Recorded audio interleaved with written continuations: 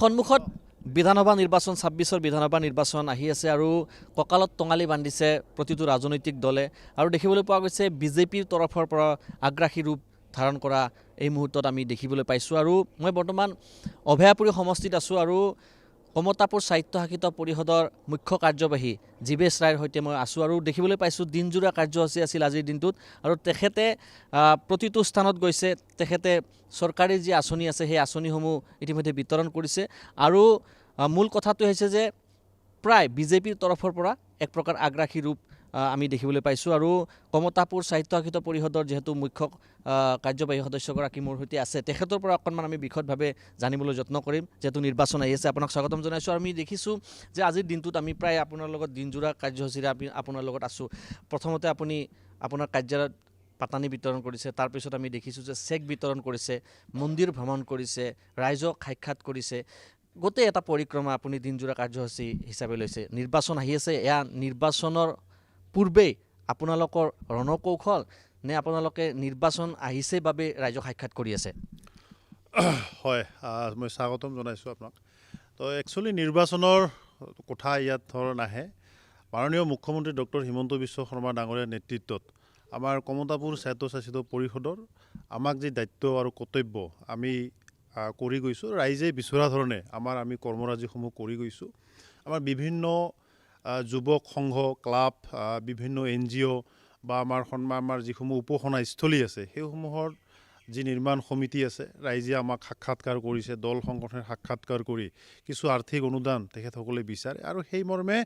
আজি যি কাৰ্যসূচী আপোনালোকে দেখা পালে যোৱা এক বছৰ আগৰে এইসমূহ ৰাইজক প্ৰতিশ্ৰুতি দিয়া আৰু সেই প্ৰতিশ্ৰুতি মৰ্মে আজি আমি এই চেক বা অনুদান বা আমাৰ পৰম্পৰাগত সাজ পাতানি কওক বিভিন্ন ইনফ্ৰাষ্ট্ৰাকচাৰ ডেভেলপমেণ্টে কওক শিক্ষাৰ ক্ষেত্ৰতো কওক ক্ৰীড়াৰ ক্ষেত্ৰতো কওক আমি আমাৰ কৰ্মৰাজিখিনি দায়িত্ব আৰু কৰ্তব্য আমি পালন কৰি গৈছোঁ নিৰ্বাচন সন্মুখত কিন্তু আমাৰ নিৰ্বাচনক লৈ আমি সাধাৰণ মই এগৰাকী কাৰ্যকৰ্তা হিচাপে আমি সদায় দলৰ যি আমাক দায়িত্ব অৰ্পণ কৰিব কাৰ্যকৰ্তা হিচাপে যি দায়িত্ব অৰ্পণ নকৰক আমি সদায় সেই দায়িত্বসমূহ সম্পূৰ্ণৰূপে সুচাৰুৰূপে কৰাৰ কাৰণে আমি সদায় প্ৰস্তুত হৈ থাকোঁ সমষ্টি পুনৰ নিৰ্ধাৰণ হোৱাৰ পিছত আমি দেখিছোঁ যে কেইবাটাও এনেকুৱা সমষ্টি আছে যিকেইটা সমষ্টিত আমি দেখিছোঁ যে বিশেষকৈ সংখ্যালঘু ভোটাৰ কমি গৈছে আৰু তাৰ পিছত আমি দেখিছোঁ যে বিজেপিৰ তৰফৰ পৰা সেইকেইটা সমষ্টি আপোনাৰ এক প্ৰকাৰ বিজেপিয়ে তাত আগ্ৰাসী ৰূপত তেখেতসকলে প্ৰচাৰ চলাইছে বা আপোনাকো আমি দেখিছোঁ যে আপুনি বিজেপিৰ আপুনি নেতা তাৰ সমান্তৰালকৈ আপুনি KC চিফ আৰু আজিৰ দিনটোতে আমি দেখিছোঁ বহু আপুনি সভা সমিতি ঘূৰিছে আৰু এনেকুৱাও কথা ওলাই আছে যে এইবাৰ সন্মুখত ২৬ৰ নিৰ্বাচন আছে আৰু নিৰ্বাচনত আপোনাক ক'ৰবাত নহয় ক'ৰবাত বিধানসভা সমষ্টিত আপোনাকো বিজেপিয়ে টিকট দিয়াৰ এটা আমি চৰ্চা এটা আমি দেখিবলৈ পাইছোঁ তো তেনে ক্ষেত্ৰত আপুনি ভাবিছে নেকি যে আগন্তুক নিৰ্বাচনত আপুনি অৱতীৰ্ণ হ'ব আৰু সমষ্টি ইতিমধ্যে আপুনি নিজাকৈ নিৰ্ধাৰণ কৰি থৈ দিছে আপুনি অভয়াপুৰী সমষ্টিত ঘূৰা আমি দেখিবলৈ পাইছোঁ বা অভয়াপুৰী সমষ্টিৰ পৰা আপোনাৰ খেলা সম্ভাৱনা আছে নেকি হয় যি সমষ্টি পুনৰ নিৰ্ধাৰণ কৰিছে আমাৰ বৰ্তমান চৰকাৰৰ দিনত মই চৰকাৰৰ মাননীয় মুখ্যমন্ত্ৰী ডক্টৰ হিমন্ত বিশ্ব শৰ্মা ডাঙৰীয়াক ধন্যবাদ জ্ঞাপন কৰিছোঁ যে আমাৰ খিলঞ্জীয়া জাতি জনগোষ্ঠীক ভৱিষ্যত সুৰক্ষাৰ নিমিত্তে উন্নয়নৰ নিমিত্তে তেখেতে যি মহান পদক্ষেপ লৈছে তাৰ কাৰণে মই ধন্যবাদ জ্ঞাপন কৰিছোঁ আৰু আমাৰ যি ন্যায়ালয়কো যি আমাৰ ইলেকশ্যন কমিশ্যন আছে তেখেতসকলকো বহুত বহুত ধন্যবাদ কৃতজ্ঞতা জ্ঞাপন কৰিছোঁ নিৰ্বাচন আহিছে মই ক'লোঁ যে আমি দলৰ সাধাৰণ কাৰ্যকৰ্তা হিচাপে আমাৰ যিসমূহ দায়িত্ব আৰু কৰ্তব্য আমাৰ দলৰ ৰাজ্যিক সভাপতি সন্মানীয় দিলীপ শইকীয়া ডাঙৰীয়া মাননীয় মুখ্যমন্ত্ৰী মহোদয়ে বা দলৰ নেতৃবৰ্গই আমাক যি দায়িত্বই অৰ্পণ কৰিব আমি সদা প্ৰস্তুত ইলেকশ্যন বুলি কথা নাই মোক যি দায়িত্বই অৰ্পণ কৰিব মোক যদি ধৰি লওক টিকট ক'ৰবাত প্ৰদান কৰে মই নিশ্চিতভাৱে আঁকোৱালি ল'ম মোক যদি টিকট প্ৰদান নকৰে তথাপিও আমি দলৰ সাধাৰণ কাৰ্যকৰ্তা হিচাপে যি দায়িত্বই অৰ্পণ নকৰক কিয় আৰু মই কাউন্সিলৰ আমাৰ পৰিষদৰ চিফ হিচাপে আমাৰ যি দায়িত্ব আৰু কৰ্তব্য মই কেৱল মাত্ৰ ধৰি লওক বিলাসীপাৰা সমষ্টি কেৱল মাত্ৰ অভয়াপুৰী সমষ্টি তেনেকুৱা ধৰণৰ আমাৰ কথা নাই আমাৰ যিখিনি পৰিষদৰ অন্তৰ্গত যিসমূহ অঞ্চল আছে এই অঞ্চলসমূহৰ জ্বলন্ত যিসমূহ সমস্যা আছে এই সমস্যাসমূহ সমাধানৰ কাৰণে ৰাইজৰ দিহা পৰামৰ্শ দল সংগঠনৰ দিহা পৰামৰ্শ সকলোকে লগত লৈ বিভিন্ন জাতি জনগোষ্ঠী সকলোকে সাঙুৰি পেলাই হাতে হাত ধৰি আমি উন্নয়নৰ দিশত আগবাঢ়ি যাব বিচাৰিছোঁ আৰু যাৰ কাৰণে আমি কেৱল মাত্ৰ মই ক'লোঁ যে অভয়াপুৰী সমষ্টিত নহয়, মই ধুবুৰী যিটো বিধানসভা সমষ্টি তাতেতো ধৰি লওক আমাৰ ভাৰতীয় জনতা পাৰ্টি বা NDAৰ জয়ী হোৱাৰ সম্ভাৱনা খুব মানে কম। বৰ্তমান পৰিৱেশ পৰিস্থিতিত ৰাইজে হয়তো ব্যাপক ৰূপত উৎসাহ দেখাইছে, হয়তো জয়ী হ'ব পাৰে। কিন্তু ধুবুৰী ইমান আমাৰ এটা ভাল ছেফ চিট নহয়। কিন্তু সেই ধুবুৰী সমষ্টিটো আমাৰ কাউন্সিলৰ আমি বীৰ চিলাৰা ভৱনে কওক, সমূহীয়া ভৱনে কওক, আই মাতৃসকলৰ বিভিন্ন সমস্যাই কওক, আমি সমাধান কৰি গৈছোঁ। একেধৰণে গোলগঞ্জ বিধানসভা সমষ্টিটো আমি কাম কৰি গৈছোঁ, গৌৰীপুৰ সমষ্টিটো কাম কৰি গৈছোঁ, বঙাইগাঁও বিধানসভা সমষ্টিটো আমি কাম কৰি গৈছোঁ, অভয়াপুৰীটো আমি কৰি গৈছোঁ। আৰু অভয়াপুৰী বিধানসভা সমষ্টিৰ অন্তৰ্গত যিহেতুকে আমাৰ কমতাপুৰ স্বায়ত্তশাসিত পৰিষদৰ মুখ্য ইয়াত যি সচিবালয়টো ইয়াত, আৰু সেই হেতুকে ৰাইজে অধিক ইয়াত মানে প্ৰত্যক্ষভাৱে যিহেতুকে জড়িত হয়। গতিকে ৰাইজৰ বিভিন্ন অভাৱ অভিযোগ কেৱল মাত্ৰ ময়েই নহয়, আমাৰ যিসমূহ পাৰিষদ আছে, আমাৰ কাৰ্যবাহী সদস্য আছে, সকলোৱে মিলি আমি একেলগে আগন্তুক দিনত আমি উন্নয়নৰ দিশত নিশ্চিতভাৱে আমি আগবাঢ়ি গৈ থাকিম। নিৰ্বাচন আহি আছে আৰু সমষ্টি পুনৰ নিৰ্ধাৰণৰ হোৱাৰ পিছত এইটো প্ৰথম নিৰ্বাচন। এই নিৰ্বাচনত আপুনি কি দেখিছে বিজেপিৰ কোনকেইটা সমষ্টিত, বিশেষকৈ আপোনাৰ পৰিষদৰ অন্তৰ্গত কোন কেইটা সমষ্টিত বিজেপিৰ আটাইতকৈ ভাল হ'ব বুলি আপুনি ভাবি আছে বা আপুনি দেখিছে? ভাৰতীয় জনতা পাৰ্টি বুলি ক'লে বৰ্তমান আপোনালোকে আমাৰ ৰাজ্যিক নেতৃবৰ্গ, কেন্দ্ৰীয় নেতৃবৰ্গৰ বক্তব্য শুনিছে যে এইবাৰ কোনো ধৰণৰ ইয়াত সন্দেহ নাই, 100%ই ভাৰতীয় জনতা পাৰ্টিৰ মাননীয় মুখ্যমন্ত্ৰী ডক্টৰ হিমন্ত বিশ্ব শৰ্মা ডাঙৰীয়া, ৰাজ্যিক সভাপতি মাননীয় দিলীপ শইকীয়াৰ নেতৃত্বত এইবাৰ বিজেপি তথা লগতে NDA চৰকাৰ অহাটো অসমত 100% খাটাং। আমি আমাৰ কাউন্সিলৰ মই মুখ্য কাৰ্যবাহী হিচাপে আমাৰ পৰিষদৰ যিসমূহ বিধানসভা চিট আছে, এই সমষ্টিসমূহৰ ভিতৰত আপোনালোকে দেখা পাইছে যে আমাৰ বঙাইগাঁও জিলাৰ বঙাইগাঁও বিধানসভা সমষ্টি, অভয়াপুৰী বিধানসভা, এই দুটা আৰুতো জয়ী হোৱাটো 100%। আৰু যি সিজনগ্ৰাম আছে তাত আমি NDA হিচাপে তীব্ৰ এখন যুঁজ কিন্তু হ'ব এইবাৰ, কাৰণ সংখ্যালঘু ৰাইজেও এইবাৰ বুজি পাইছে যে উন্নয়নৰ দিশতহে আমি থাকিব লাগিব, উন্নয়নৰ পক্ষত থাকিব লাগিব। আৰু উন্নয়নৰ পক্ষত থাকিলে NDAৰ পক্ষত থাকিব লাগিব, ভাৰতীয় জনতা পাৰ্টিৰ পক্ষত থাকিব লাগিব। ধুবুৰী জিলাত আপুনি আহক, ধুবুৰী জিলাত গোলগঞ্জ বিধানসভা সমষ্টি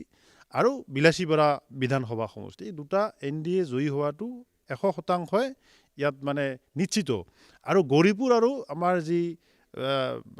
ধুবুৰী বিধানসভা, তাত তীব্ৰ এখন যুঁজ হ'ব,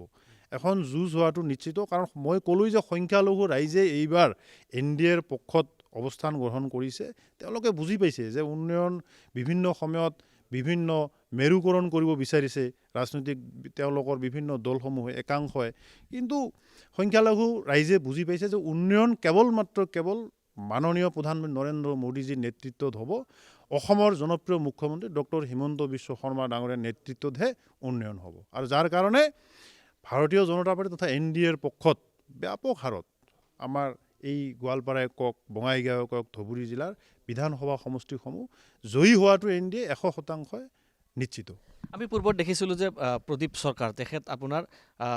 যিটো বৰ্তমানৰ অভয়াপুৰী সমষ্টিৰ পুনৰ নিৰ্ধাৰণ হৈছে, কিন্তু তাৰ পূৰ্বে তেখেত আপোনাৰ ইয়াত বিধায়ক হিচাপে আছে। কংগ্ৰেছে ক'ৰবাত নহয় ক'ৰবাত প্ৰভাৱ পেলাব পাৰিবনে এইবাৰ আপোনাৰ পৰিষদৰ যিকেইটা সমষ্টি আছে তাত কংগ্ৰেছৰ কিবা প্ৰভাৱ দেখিবলৈ পোৱা যাবনে? আপোনালোকে কি দেখিছে, কংগ্ৰেছৰ প্ৰভাৱটো কেনেকুৱা? মই যিখিনি সাধাৰণভাৱে ঘূৰা ফুকা কৰি ৰাইজৰ মাজত বিভিন্ন সময়ত ঘূৰি পকি যিখিনি আমি দেখিছোঁ, কংগ্ৰেছৰ প্ৰভাৱ এতিয়া নিষ্প্ৰভ বুলি ক'লেও ভুল কোৱা নহ'ব, এক প্ৰকাৰ নাই বুলি ক'লেও ভুল কোৱা হ'ব, মানে একবাৰ নাই বুলি ক'বই পাৰি। এইকাৰণে কৈছোঁ যে বিশেষকৈ আমাৰ যি সনাতনী, আমাৰ যি ধৰ্মাৱলম্বী জনগোষ্ঠী বা আমাৰ অঞ্চলসমূহত আমি কেতিয়াও কংগ্ৰেছৰ সাংগঠনিক কিবা সভা সমিতি এই ধৰণৰ দেখা নাই। আৰু যোৱা মহিলা যি উদ্যমিতা আই মাতৃসকলৰ অভয়াপুৰী বিধানসভাত যেতিয়া মাননীয় মুখ্যমন্ত্ৰী মহোদয়ে নিজে বিতৰণ কৰিবলৈ আহিছিল, তাত আমি দেখিছিলোঁ যে তাৰ বিধায়কগৰাকী যে প্ৰদীপ চৰকাৰ ডাঙৰীয়াক, তেখেতকো জিলা প্ৰশাসনে আমন্ত্ৰণ জনাইছিল, কিন্তু তেওঁ তাত মানে উপস্থিত নাছিল। এইকাৰণে অৱশ্যে তেওঁ গম পায় যে ইয়াত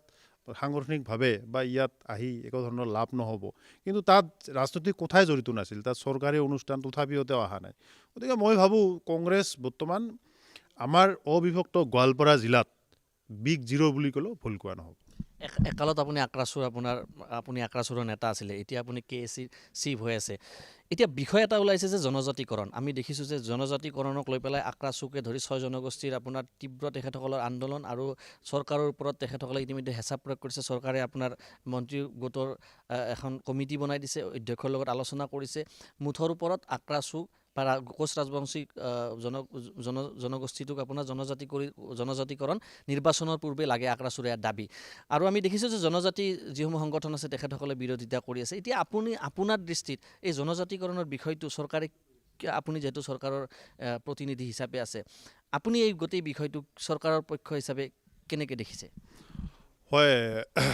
কোচ ৰাজবংশী সহ যি 6 জনগোষ্ঠীৰ যি জনজাতিকৰণৰ বিষয়, শেহতীয়াকৈ আপোনালোকে দেখা পাইছে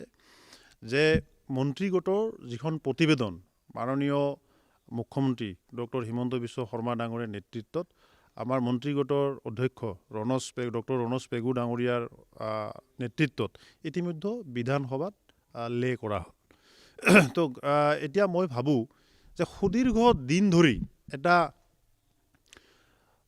জ্বলন্ত এটা সমস্যা আজি সমাধানৰ দিশত এটা সমাধান সূত্ৰ ইমান সুন্দৰকৈ যে মাননীয় মুখ্যমন্ত্ৰীগৰাকীয়ে তথা আমাৰ বিজেপি NDA চৰকাৰে ওলাইছে, আৰু যাৰ কাৰণে মই মাননীয় মুখ্যমন্ত্ৰী তথা NDA চৰকাৰখনক ধন্যবাদ দিম। এইকাৰণে ধন্যবাদ দিছোঁ যে এক্সিষ্টিং ট্ৰাইবেলৰ কোনো ধৰণৰ ক্ষতি নোহোৱাকৈ ইমান এটা সুন্দৰ যে সমাধান সূত্ৰ ওলাইছে, তাৰ কাৰণে মই ধন্যবাদ দিছোঁ যে ST P ST V এই বিষয়টো সুন্দৰভাৱে ইয়াত এক্সিষ্টিং জনজাতি যিসমূহ সংগঠন আছে তেওঁলোকেও মানে বিশেষ ইয়াত অভিযোগ আনিব লগা বিষয় বুলি আমি নাভাবোঁ। তেখেতসকলে এটা সময় লৈছে, এটা স্ক্ৰুটিনিৰ এটা বিষয় আছে যে বিভিন্ন ক্ষেত্ৰত কোনসকল ধৰি লওক কোনসকল প্ৰকৃত আহোম হয়, কোনসকল মানে টাইটেল লৈ, এই ধৰণৰ বিভিন্ন ইয়াত বিষয়বস্তু আছে, আপোনালোকেও ইয়াত অধ্যয়ন কৰিছে। গতিকে মই ভাবোঁ যিখন প্ৰতিবেদন, এই প্ৰতিবেদনখন সৰ্বাংগ সুন্দৰ, সৰ্বগ্ৰহণযোগ্য এখন প্ৰতিবেদন হয়, আৰু এই প্ৰতিবেদন অনুসৰি জনজাতিকৰণ হ'ব লাগে। আৰু কোচ ৰাজবংশী ছাত্ৰ সন্থা বা আমাৰ স্বগোষ্ঠীয় বিভিন্ন 6 জনগোষ্ঠীৰ সংগঠনে যিসমূহ তেওঁলোকেও ইয়াত সন্তুষ্টি প্ৰকাশ কৰিছে, গতিকে আমিও 100% এই প্ৰতিবেদনখন লৈ আমি সুখী। তো মই ভাবোঁ যে শীঘ্ৰে কোচ ৰাজবংশী জনগোষ্ঠীসহ অসমৰ 6 জনগোষ্ঠীৰ এই যি ঐতিহাসিক আমাৰ যে আকাংক্ষা নিশ্চিতভাৱে পূৰ্ণ হ'ব। আক্ৰাচুৰ দাবী আছে যে নিৰ্বাচনৰ পূৰ্বে জনজাতিকৰণ তেখেতসকলে দাবী কৰি আছে লাগে। তো এতিয়া চৰকাৰৰ পক্ষৰ পৰা কি ধৰণে বিষয়টো গুৰুত্ব সহকাৰে লৈছে? ইতিমধ্যে ক'লোঁ যে যিকোনো বিষয়বস্তু এটা বিভিন্ন এটা মাধ্যম, এটা ছিষ্টেমৰ মাজেদি যায়। এতিয়া বিধানসভাত যিহেতুকে প্ৰতিবেদনখন দাখিল কৰিছে, এতিয়া কেন্দ্ৰীয় চৰকাৰক বিলখন প্ৰদান ইতিমধ্যে কৰিব বা কৰিছে। তো তাৰপিছত তেওঁলোকে এইসমূহ ধৰি লওক আমাৰ ৰাজ্যসভা লোকসভা উভয় সদনত প্ৰতিবেদনখন তাত ইয়াত প্ৰস্তাৱ গৃহীত হ'ব লাগিব। তাৰপিছত মহামান্য ৰাষ্ট্ৰপতি মহোদয়াই এই তাৰ প্ৰসংগ বিষয়টো আহিব। গতিকে মই ক'লোঁ যে পজিটিভ নিৰ্বাচনৰ আগমুহূৰ্ততো মানে আমিও বিচাৰোঁ সমস্যাটো সমাধান হওক, কিন্তু এই যিটো বিষয় মই ভাবোঁ যে সমস্যাটো সমাধান হোৱাৰ কাৰণে আমি 100% আশাবাদী, আৰু সমস্যাটো সমাধান হ'ব। নিৰ্বাচন আহি আছে, আৰু আমি দেখিছোঁ যে বিজেপিৰ তৰফৰ পৰাই এই মুহূৰ্তত যথেষ্ট আগ্ৰাসী নিৰ্বাচনৰ পূৰ্বে তেখেতসকলে ইতিমধ্যে কাম কাজত লাগি গৈছে। কমতাপুৰ সাহিত্য সাহিত্য পৰিষদৰ মুখ্য কাৰ্যবাহী মোৰ সৈতে আছিলে, তেখেতৰ সৈতে আমি কথা পাতিছিলোঁ। আৰু যিহেতু নিৰ্বাচন আহি আছে, নিৰ্বাচনক লৈ পেলাই তেখেতসকল সাজু, আৰু চৰকাৰী যিসমূহ কাম কাজ আছে তেখেতসকলৰ তৰফৰ পৰা কৰি থকা দেখিবলৈ পোৱা গৈছে। আৰু মুখ্য কাৰ্যবাহীগৰাকীৰ সৈতে আমি কথা পাতিছিলোঁ, আৰু আমাৰ দৰ্শকসকলক আমি শুনাবলৈ যত্ন কৰিছিলোঁ।